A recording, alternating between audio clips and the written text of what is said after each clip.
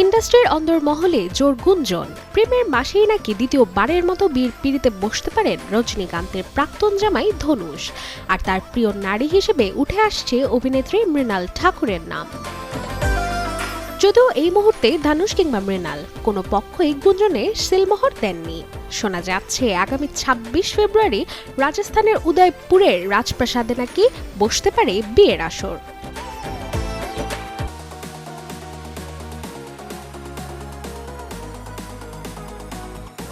একই শহরে প্রেমের মাসে শ্রদ্ধা রাহুলের বিয়ের আয়োজনীয় চলছে জল্পনা।